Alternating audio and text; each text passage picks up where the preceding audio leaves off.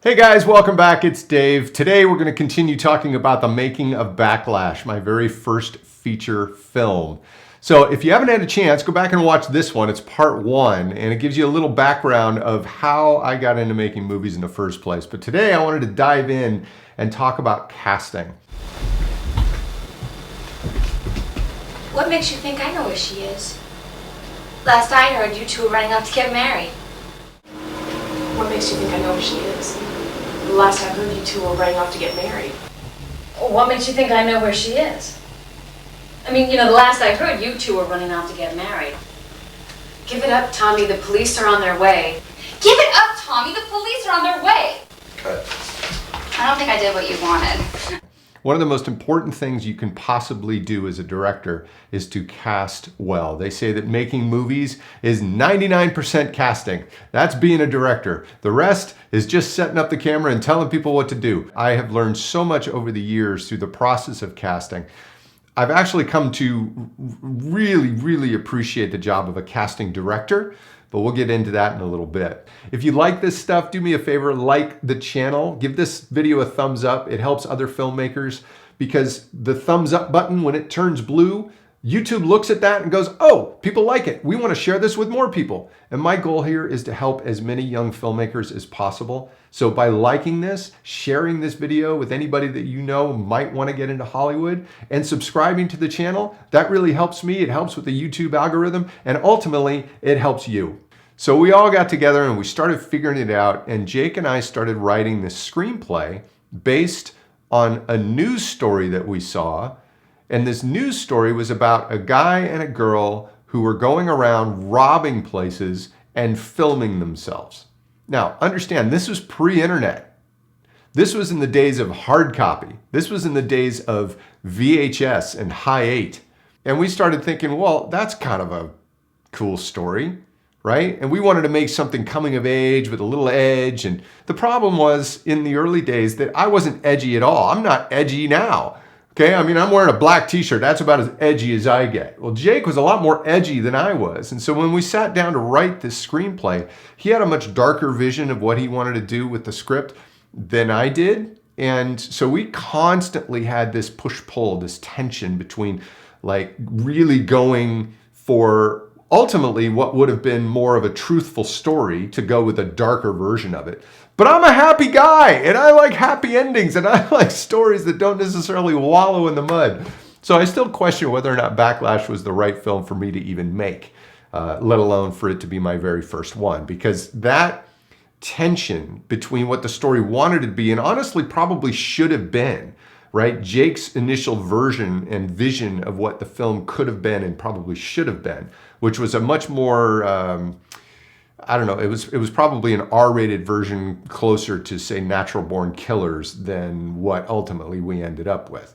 So if you're setting out to make a movie, just here's what I really recommend, especially if you're going to be directing it.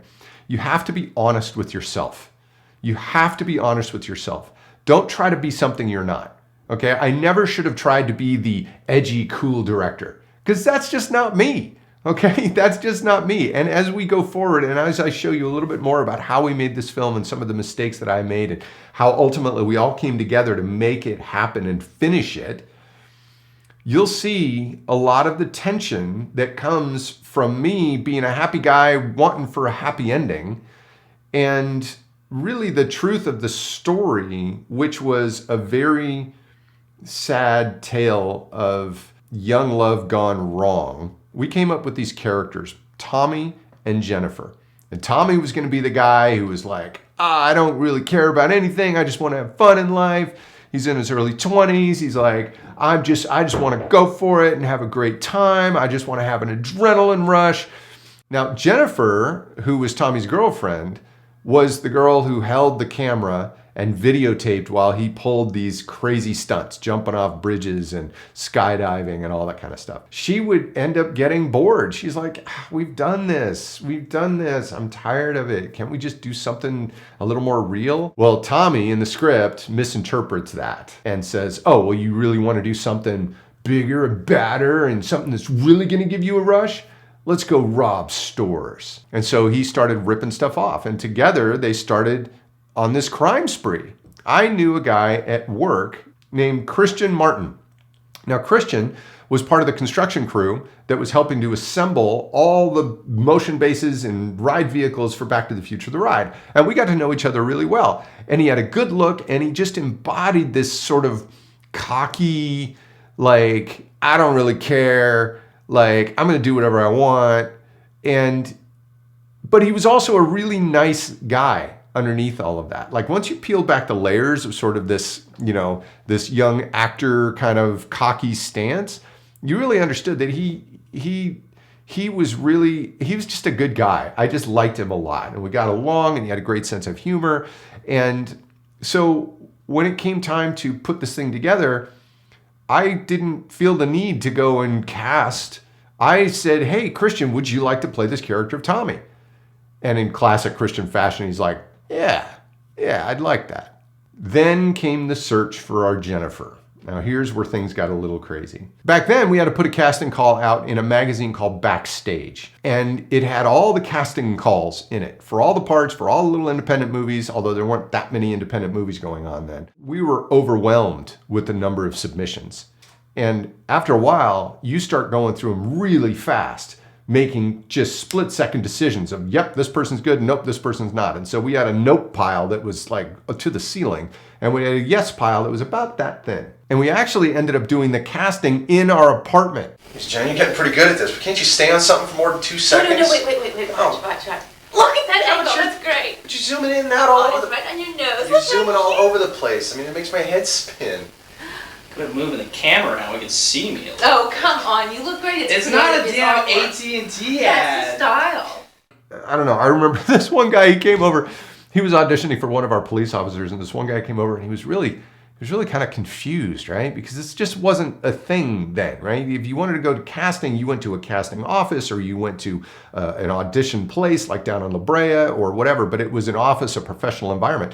Well, we were asking people to come over to our apartment to read, which, if you're a young actress in Hollywood, I don't recommend doing. I realize looking back on it now, we're like, man, we were a couple of creepers sitting in our apartment going, yeah, come in and read for us. Oh, man. But I remember this one guy coming in, and he was just all confused, and he's like looking around our apartment. He's like, what's happening here? What is this? You guys are trying to make a movie? Like, with your own money? I don't understand.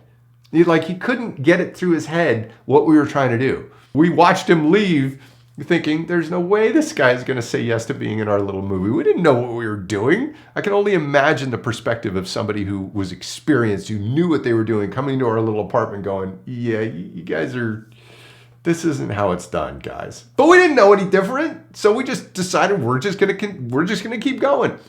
We needed to find the character of Jennifer. We needed to find this actress who can embody this character. And I saw her as this girl that was strong on the outside and tough and like putting on this front, but truly innocent on the inside. Like, she got into this relationship with Tommy and she was in over her head. And we saw a lot of actresses for this character of Jennifer, but nobody had it, right? That almost indescribable factor that an actress has, or that an actor has, where they walk in the door and you're just like, okay, that's the person.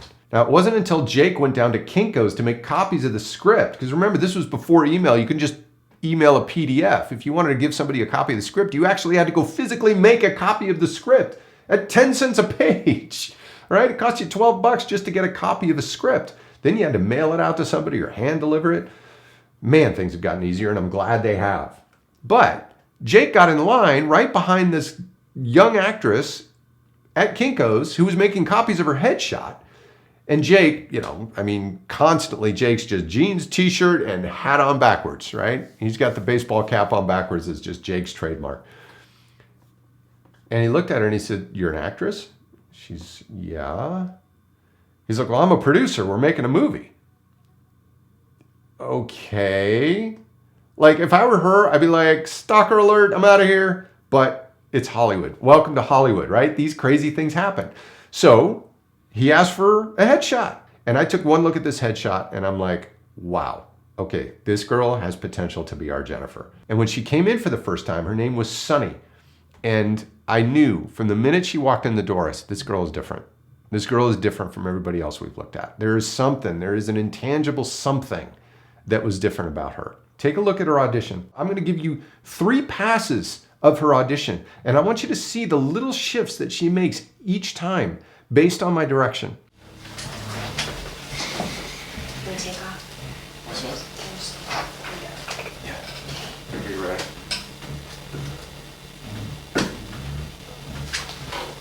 Give it up, Tommy. The police are on their way. Jen, could you come out here a second? I'd really like to talk to you if you don't mind. I can hear you.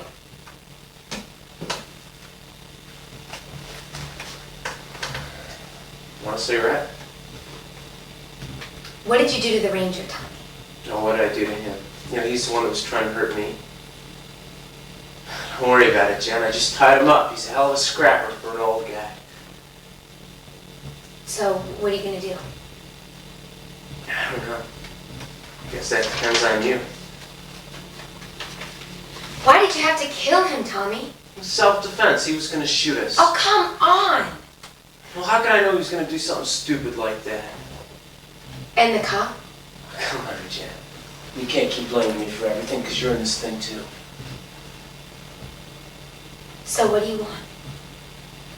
Burn that little home movie of yours and drive out of here. Together. We'd still make a great team. There's no way, Tommy. You go to jail, Jen. It's over. No, see, it'll never be over. I can't love you anymore. You can't just turn it off. I didn't, Tommy. You did. Okay. Let's go back to the beginning. One thing, Sonny, that I really want you to concentrate on, and I know this is something that comes very naturally. Right before you say a point, you make a point. Before you say a line, you tend to move your eyes back and then back onto the subject again. Okay. Really concentrate on focus and keeping your eyes straight ahead. Okay. Because when you do that, it's a little bit distracting. Okay. You know, and you got these great eyes that are very, very focused when you're listening to somebody, you're reacting to them. But right before you say something, you tend to move them off. So just keep them straight ahead. I want to see it to the point where you can barely talk Okay. because you're so broken. Okay. I want to see it really just.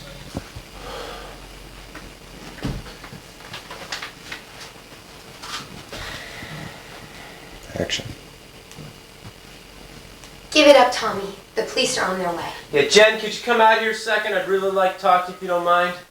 I can hear you.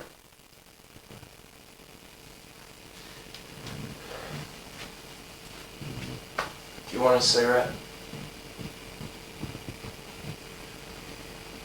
What did you do to the ranger, Tommy? What did I do to him? You know, he's the one that was trying to hurt me.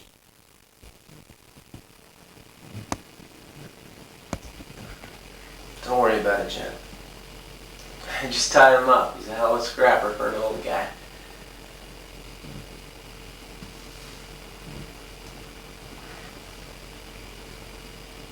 So, what are you gonna do? I don't know.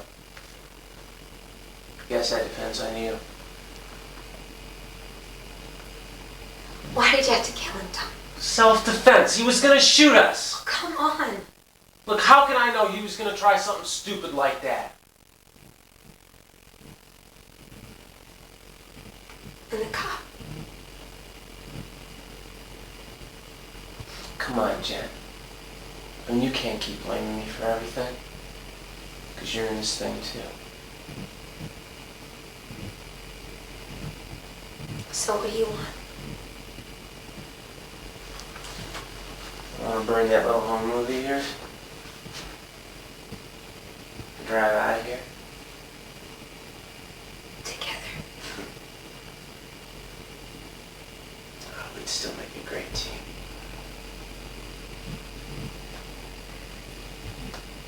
There's no way, Tommy. It's over. You're gonna go to jail, Jen. It's over. No. It'll never be over. I can't love you anymore, Tommy.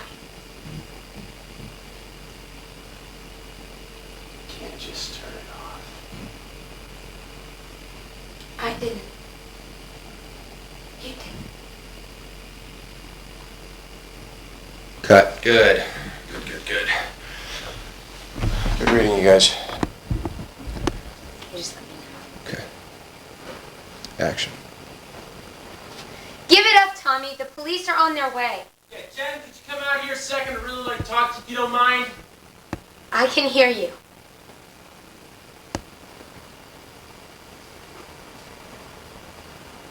Want a cigarette? What did you do to the ranger, Tommy? Oh, what did I do to him? Don't worry about it, Jen. Just tied him up. He's a hell of a scrapper for an old guy. So what are you gonna do? Yeah, well, I don't know. Guess that depends on you. Why did you have to kill him, Tommy? Self-defense! Jen, he was gonna shoot us! Oh, come on! Look, how can I know he's just gonna try something stupid like that? Damn! And the cop? Oh, come on. Jen. You know, you're in this thing too.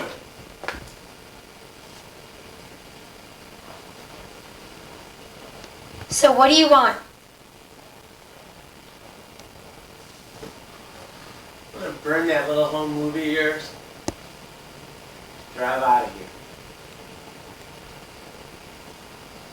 Together?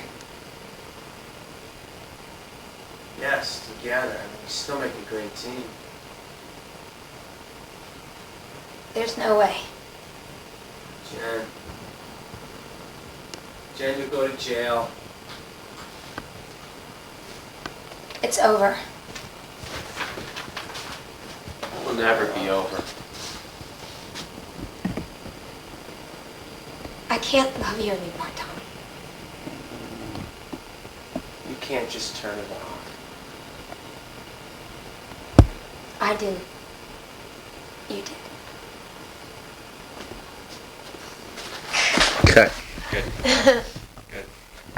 And the fact that she was vulnerable, the fact that she could come in and make those adjustments early on and make them truthfully, that's when I knew she was the right one. And so we offered her the part. She was over the moon about it. She was thrilled. We were thrilled. So we had our cast, but that was just the beginning. Oh my gosh, I had no idea what was in store for us.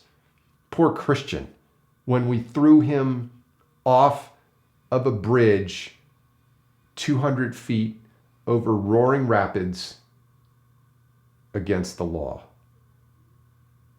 I'll tell you about that next time.